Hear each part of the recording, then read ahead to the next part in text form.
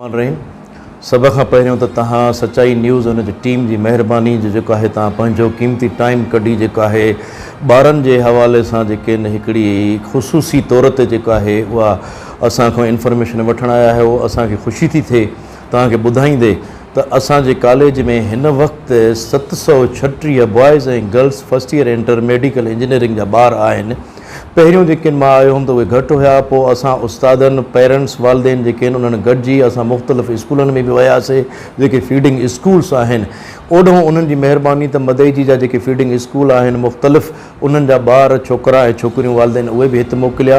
अलाह जी महिरबानी सां girls college असां वटि अलॻि आहे ऐं बॉइज़ कॉलेज जेके आहिनि असां वटि अलॻि आहे। इन जे करे जेके आहिनि हिते अॼु खां जेके आहिनि असांजा गर्ल्स जा प्रैक्टिकल हलनि था पिया ऐं 2 ॾींहंनि खां पोइ असांजा जेके आहिनि बॉइज़ जा प्रैक्टिकल नई बिल्डिंग जेका आहे असांजी ओॾे हलंदा। असां हिते जेका आहिनि प्रैक्टिकलनि में जेके आहिनि बायोलॉजी फिज़िक्स ऐं केमिस्ट्री हिते हलनि था। वरी 2 ॾींहंनि खां पोइ बायोलॉजी फिज़िक्स केमिस्ट्री जेके आहिनि असांजा नई बिल्डिंग में बॉइज़ हलंदा। स्टूडेंट्स आहिनि गर्ल्स ऐं बॉइज़ में थोरो फिगर क्लियर आहे त गर्ल्स घणियूं आहिनि ऐं बॉइज़ घणा? गर्ल्स असां वटि जेके आहिनि 300 खां मथे आहिनि। 300 प्लस जेके आहिनि गर्ल्स जी आहे। 400 प्लस असां वटि जेके आहिनि स्ट्रेंथ उहा बॉइज़ जी आहे जेका इहा। क्लासिस जेके आहिनि उहे कहिड़ा कहिड़ा? क्लास असां वटि हिन वक़्तु फर्स्ट ईयर जेके आहिनि ऐं इंटर प्री मेडिकल ऐं प्री इंजीनियरिंग जा जेके आहिनि असां वटि अलॻि अलॻि हलंदा आहिनि छो त कॉलेज ॿई अलॻि आहिनि। त असां वटि फर्स्ट ईयर इंटर जेके आहिनि मेडिकल इंजीनियरिंग गर्ल्स जा अलॻि हलंदा आहिनि ऐं बॉइज़ जा अलॻि हलंदा आहिनि। अच्छा सर, ये काफ़ी अरसे खां वठी ये कॉलेज जो माना इफ्तिताह थियो आहे, स्टार्टिंग में जगह कहिड़े साल खां थियल आहे सर? असांजी हीअ मदई जी कॉलेज जेके आहिनि 2004 खां जेका आहे 2004 खां आहे ऐं हिन वक़्तु 2023 हले जी। त इट मीन्स माना 19 साल थी विया। त 19 सालनि ताईं बि माना जेका फर्स्ट ईयर इंटर ताईं सिर्फ़ु हले थी पई बेज BSc जो? असां वटि BA हले थी पई ग्रेजुएशन लेवल जी जेके आहिनि असां वटि BA आर्ट्स हले थी। असां वटि स्टाफ जी शॉर्टेज आहे। जेके साइंस टीचर ख़ासि करे आहिनि मदई जी ऐं सराउंडिंग जा लोकल कोन्हनि। असां लिख पढ़ कई आहे जेके ख़ैरपुर यूनिवर्सिटी सां एफिलिएशन जे हवाले सां त असां हाणे BSc जा क्लास स्टार्ट कयूं। असांजे मिनिस्टर जेके आहिनि साईं सरदार शाह, उन खां पोइ असांजे सेक्रेटरी आहे असांजो अहमद बख्श नारेजो साहब, डायरेक्टर जनरल आहे असांजो शादाब साहब जेके आहिनि उन्हनि, ऐं असांजो रीजनल डायरेक्टर जेके तमामु घणो महिनती आहे प्रोफेसर अहमद बख्श भुट्टो साहब। उन्हनि जेके आहिनि हाणे असांजी लिख पढ़ करे जेके आहिनि असांखे स्टाफ ॾियनि था जेका आहे हिननि बॉइज़ ऐं गर्ल्स में ॿिन्ही में। अच्छा, मतिलबु इहो थियो त स्टाफ न हुजण जे करे माना BSc जा क्लासिस स्टार्ट न उन में कुझु 2-3 ॿिया सबब बि आहिनि जेका आहे त हिकु त मेन जेको आहे यूनिवर्सिटी वारनि जी जेका एफिलिएशन थींदी आहे त उहा जेके आहिनि मेन स्टाफ असीं चेक कंदा आहिनि ऐं प्लस जेके आहिनि BSc लेवल जूं जेके लेबॉरेटरियूं आहिनि त उहे असांजो उन लेवल जूं आहिनि या न। असां हाणे उहे जेके आहिनि सामान वग़ैरह उन लेवल जो करे विया आहियूं। स्टाफ असांजो खुटल आहे। एफिलिएशन जे हवाले सां हुननि जेके आहिनि असांखे मां फाइल ॾेई आयो आहियां। इंशाअल्लाह ताला हाणे जेको नओं सेशन स्टार्ट थींदो त असां अलाह जी महिरबानी सां जेके आहिनि हिते असां मदई जी में जेके आहिनि BSc बि स्टार्ट करे वेंदासीं। जेके आहिनि स्टाफ जे हवाले तव्हां महिरबानी करे ॿुधायो न, स्टाफ ओवरऑल घणो आहे हिन वक़्तु? स्टाफ असां वटि जेके आहिनि गर्ल्स कॉलेज में जेका टीचिंग स्टाफ आहे 6 ऐं नॉन टीचिंग स्टाफ आहे 1 जेको आहे क्लर्क। ऐं बॉइज़ कॉलेज में जेके आहिनि असां वटि टीचिंग स्टाफ जेको आहे उहे 10 आहिनि ऐं नॉन टीचिंग स्टाफ असां वटि उते आहे 28। हाणे असां उतां जेको आहे डायरेक्टर साहिब खां असाइन टू वर्क जेके आहिनि ऑर्डर कराए जेके आहिनि ओॾो जो कुझु नॉन टीचिंग स्टाफ हेॾे गर्ल्स कॉलेज में खणी आया आहियूं। त उन जे करे 2 इदारा जेके पंहिंजा आहिनि मदई जी जा आहिनि त जीअं उतां जा ॿार अचनि था उहे जेके हितां फेज़ याब थियनि सहूलियत वठनि जेका इहा। हिन वक़्तु जेको आहे गर्ल्स जा प्रैक्टिकल हलनि था फर्स्ट ईयर इंटर जा, इहे कल्ह क्लोज़ थींदा सुभाणे ऐं बॉइज़ जा माना जेके राहू जा बाईपास जे वटि जेका डिग्री कॉलेज आहे बॉइज़ उते घणा ॾींहं हलाईंदा?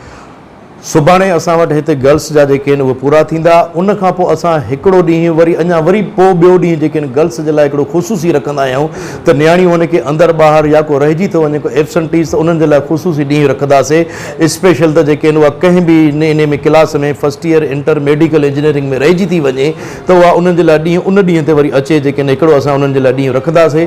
वरी अरबा जे ॾींहुं असां 14 तारीख़ खां जेके आहिनि 5 ॾींहं कंटिन्यू जेके आहिनि असां हुन बॉइज़ डिग्री कॉलेज जेका आहे उॾे स्टार्ट कंदासीं। 5 बॉइज़ जा सिर्फ़ु ओॾे जेको आहे असांजी स्ट्रेंथ जेके आहिनि बॉइज़ जी वधीक आहे एनरोलमेंट उन जे करे ओॾे 5 ॾींहं हलंदा। ओॾे बि ईअं ई जेकॾहिं को छोकिरो को रहिजी थो वञे बॉइज़ जो फर्स्ट ईयर इंटर में त असां उन्हनि जे लाइ बि वरी ख़ुशूसी ॾींहुं रखंदासीं त उहे जेके आहिनि अचे जीअं असां वटि कोई बि जेके आहिनि को रहिजी न वञे प्रैक्टिकल खां जेको आहे। हिते माना ख़ासि करे असां वटि जेको डिग्री कॉलेजिस जे अंदरि माना अटेंडेंस जो वॾो इशू आहे। हिन वक़्त ताईं माना असां वटि इहो माहौल नाहे जुड़ी सघियो जीअं असां वटि थोरो घणो प्राइमरी सेक्शन माना आहे उहो बि हाणे ॾाढो बुरी तरह नाकाम वियो आहे। जेको असांजो सेकेंडरी सेक्शन आहे माना 6 खां 10 ताईं उन में कुझु न कुझु जेको आहे अटेंडेंस रहे थी। उन खां पोइ जॾहिं डिग्री कॉलेज जो स्टेप अचे थो त शागिर्द माना ड्रॉप था थी वञनि। इन जा मेन रीज़न्स कहिड़ा आहिनि ऐं इन्हनि खे कीअं मोटिवेट करे सघिजे थो अटेंडेंस जे लाइ? असल में जेके आहिनि इहे मां त चवंदुमि त सॼो डिपेंड करे थो पाण ते। असां कैरियर काउंसलिंग जे हवाले सां मुख़्तलिफ़ जेके असांजा फीडिंग स्कूल्स हुया जेके आहिनि उन्हनि ॾे वियासीं। मां तव्हांखे सवेल ॻाल्हि ॿुधाए वियुमि त उन्हनि ॾे वियासीं। ओॾो जेके आहिनि हाणे ॿार अचनि था। तव्हां हाणे त प्रैक्टिकल आहिनि, वेकेशन आहे, नई एडमिशन वरी असांजी फर्स्ट ईयर जी शुरू थींदी। इंटर जी असांजी हले थी पई एडमिशन जेका आहे बॉइज़ जी ऐं गर्ल्स जी बि। तव्हांखे मां ख़ुशूसी दावत थो ॾियां त कहिड़े बि ॾींहुं जीअं सरप्राइज़ विज़िट थींदी आहे तव्हां अचो त तव्हांखे मां पोइ विज़िट कराईंदुमि त असां वटि तव्हां ॾिसिजो जेका आहिनि ऐं पोइ तव्हां इनशा अल्लाह ताला हैरान थी वेंदव त जेका ॿाहिरि जेका ॿुधल ॻाल्हि आहे ऐं ग्राउंड रियलिटीज़ ते केतिरी आहे। असांजा क्लास तव्हांखे अटेंडेंस जे हवाले सां बॉइज़ ऐं गर्ल्स जा भरियल नज़र ईंदा ऐं ॿई साइडियूं तव्हांखे यूनिफॉर्म में ॿार नज़र ईंदा जेके इन आहे। अच्छा सर, ॿियो हिन वक़्तु जेतोणीकि प्रैक्टिकल हलनि था, पुठे दफ़े वॾो हिकिड़ो इंसिडेंट सम्झूं था तव्हां पिया थियो त हितां जा जेके स्टूडेंट्स हुआ जिन प्रैक्टिकली ॾिना बि पर उहे बोर्ड जे तरफ़ां माना ड्रॉप थी विया, सर्टिफिकेटनि में उहे फेल करार ॾिना विया। उन हवाले सां तव्हां वटि छा कंप्लेंट्स आहिनि? आहे अहिड़ो इशू न आहे? उहे माइनर जेके आहिनि कुझु जेके आहिनि ॿार थी विया आहे किथे किथे जेके आहिनि कंप्यूटर जी या हिन जी किथे का एरर अची वेंदो आहे जेके हलंदे हलंदे।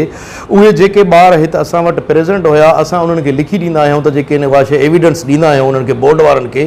पोइ जेकॾहिं किथे का मिस्टेक थी वेंदी आहे त बोर्ड वारा दुरुस्त करे उन्हनि खे मार्कशीट कढी ॾींदा आहिनि जेका आहे। उहो त ठीकु आहे सर, पर हिकिड़ी मार्कशीट ते प्रैक्टिकल साइन बि थिए थी। उहे जॾहिं शीट्स माना जेको आहे या त बोर्ड ताईं नथियूं वञनि या बोर्ड ताईं वञनि थियूं त उहे माना आख़िर जॾहिं स्टूडेंट्स माना पिया बंदि करे न सर बोर्ड जा वरी कॉलेज जा।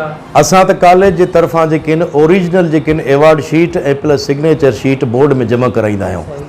असां ओरिजिनल जेके आहिनि कराईंदा आहियूं। पाण वटि असां उन्हनि जो सबूत तौरु जेके हिकिड़ी कापी रखंदा आहियूं पाण वटि त इन केस को छोकिरो या छोकिरी जेके आहिनि असांजो एब्सेंट थिए थो त उनखे एविडेंस असां वटि हुजे त असां बोर्ड वारनि खे ॾियूं त बाबा किथे का ग़लती आहे, एरर आहे अचे थो या तव्हांजी तरफ़ां का ग़लती आहे त हे असां वटि सबूत आहे, हे ॿारु आयो आहे, इनखे दुरुस्त करे ॾियो ऐं उहो बोर्ड वारा दुरुस्त करे ॾींदा आहिनि जेके इन।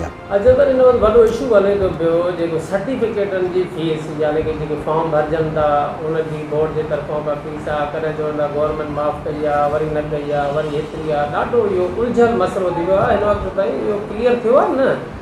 इहो तक़रीबन क्लियर थी वियो आहे या मथां जी गवर्नमेंट जी पॉलिसी आहे हाई कोर्ट जे हवाले सां उन्हनि जो जेके हुकुम हुयो त जेके गवर्नमेंट कोई बि जेके फ़ी न वठे कंहिं बि इदारे में। बोर्ड वारा चवनि पिया त असां जेके सर्टिफिकेट मार्क सर्टिफिकेट ऐं उन पास सर्टिफिकेट जेको पको सर्टिफिकेट हूंदो आहे उनजी फ़ी वठूं था। पोइ उहा हिन साल उन्हनि जेके माफ़ु कई। हाणे उन्हनि जो त इहो आहे तरीक़ेकार त असां वटि कॉलेजनि में जेको आहे इंटर जी शायदि जेके आहिनि उहा मार्क सर्टिफिकेट बोर्ड वारा न मोकिलनि। पोइ हर हिकु कैंडिडेट ओॾे वञी जेके फ़ी जमा कराए वञी पंहिंजी मार्कशीट वठी अचे जेका ईंदी आहे। बोर्ड सां जेके बि जेके आहिनि क्लास उन्हनि सां आहे जेके इहा। हाणे मतिलबु आहे स्कूल ऐं कॉलेजूं जेके आहिनि उहे एग्ज़ामिनेशन फॉर्म जॾहिं फिल कंदी त फीस न फ़ी जेके आहिनि काई बि इहा कोन्हे जेके आहिनि गवर्नमेंट जे हवाले सां काई फ़ी कोन्हे जेका आहे। एडमिशन में भी काई फ़ी कोन्हे, उन खां इम्तिहान जी भी काई फ़ी कोन्हे जेके आहिनि इहा। तव्हांखे हिकिड़ी ॿी ॻाल्हि मां ॿुधाईंदो हलां। अॻूं तव्हां सवाल जेको कयो त BSc जे हवाले सां त हिन साल असां जेको आहे मदईजी में मास्टर ऑफ आर्ट्स MA जा क्लासनि जे हवाले सां असां परमिशन वरिती आहे त जेकॾहिं मदईजी जे लाइ सराउंडिंग में को नौकिरी वारो माण्हू आहे या को मथे जंहिंजी BA खां पोइ ग्रेजुएशन खां पोइ या काई बि डिग्री अथनि ग्रेजुएशन खां पोइ मास्टर न करे सघियो आहे त उहा सहूलियत बि त असां मदईजी में उन्हनि खे अवेल करे ॾियूं था त उहा उन मां बि फैज़याब थियनि। ऐं असां उहा ख़ैरपुर यूनिवर्सिटी खां जेके आहिनि VC साहिब खां ऐं कंट्रोलर साहिब खां परमिशन वठी आया आहियूं त जेकॾहिं को मास्टर करे तव्हांजे हिन चैनल जे तवसर सां जेके असां इहो बि मैसेज ॾियणु था चाहियूं सभिनी मदईजी ऐं सराउंडिंग वारनि खे त जेको MA करणु चाहे त जेकॾहिं असांजी मदईजी में हलियो अचे असां MA बि उनखे कराईंदासीं जेका इहा। सर मां जेका फीस आहे माना बोर्ड जे तरफ़ां का क्लियर आहे त जेका मार्कशीट ऐं पके सर्टिफिकेट जी छा शेड्यूल आहे? उहो लेटर कढंदा आहिनि उहे जेके बोर्ड वारा या उन्हनि जो जेके स्ट्रक्चर हूंदो आहे फ़ीअ जो त उहो हूंदो बोर्ड वारनि वटि। असां वटि अहिड़ो कोन आयो आहे। आयो त असां तव्हांखे ॿुधाईंदासीं, शेयर कंदासीं ज़रूरु जेको इनशा अल्लाह ताला। ठीकु आहे सर, वॾी महिरबानी।